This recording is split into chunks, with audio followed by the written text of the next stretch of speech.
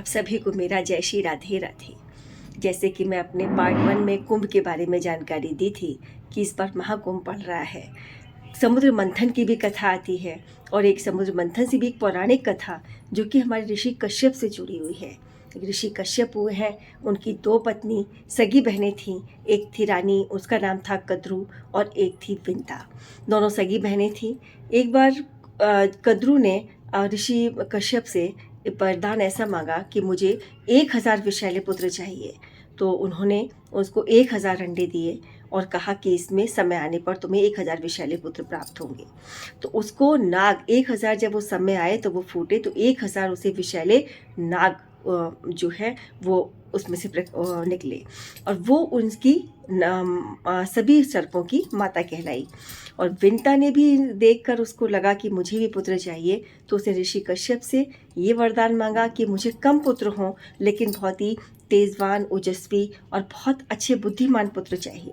तो उन्होंने उसको 2 अंडे दिए और कहा ये समय आने पर इनमें से तुम्हें संतान प्राप्त होगी।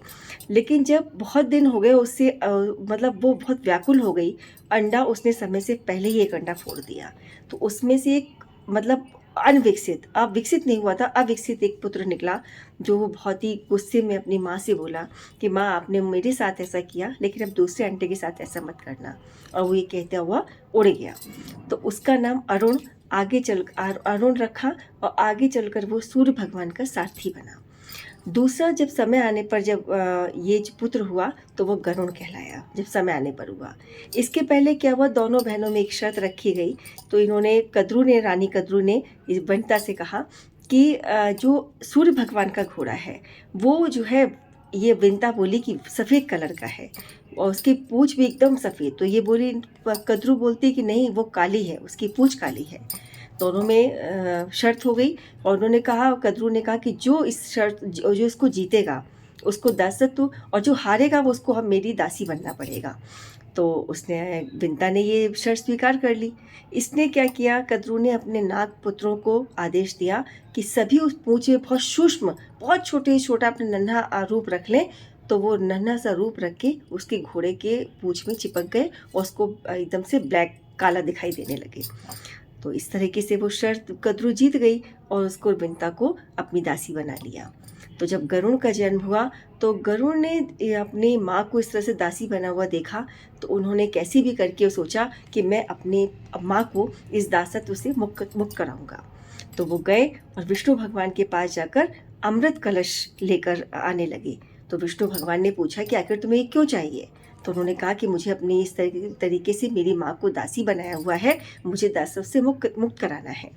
तो विष्णु भगवान ने कहा ठीक है, तुम कलश ले जा सकते हो, लेकिन इसके बदले मेरी भी एक शर्त है कि तुम्हें मेरा वाहन बनना होगा। तो गरुड़ ने स्वीकार कर लिया।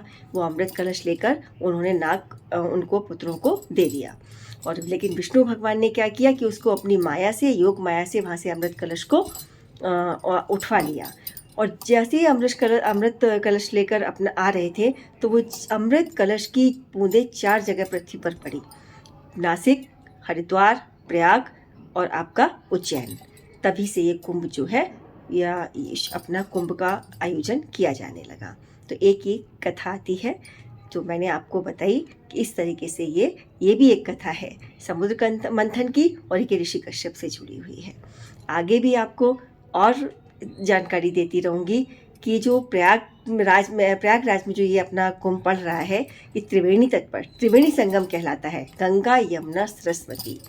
आखिर गंगा यमुना ही दिखाई देती हैं 2, सरस्वती कहीं दिखाई नहीं देती।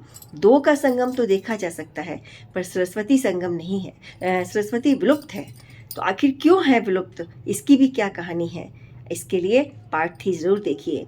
अपने पार्ट 3 वीडियो में ज़रूर बताऊंगी कि सरस्वती आखिर क्यों विलुप्त हुई। जय श्री राधे राधे।